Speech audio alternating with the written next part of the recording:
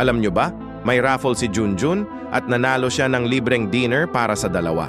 Hindi pa nga niya naiisip kung sino ang iimbitahan, nagkagulo na ang buong barkada. Si Totoy may spreadsheet agad.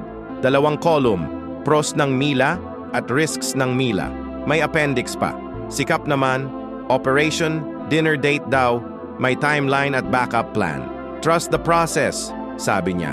Si Bong, nag-volunteer na siya bilang food tester para malaman kung sulit ba ang restaurant.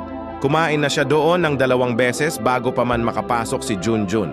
At si Baby, Junjun, imbitahan mo na lang si Mila, sabi niya. Siyempre, hindi pinansin. 10 araw ng plano, 10 araw ng debate, at 1 araw na lang bago mag-expire ang raffle.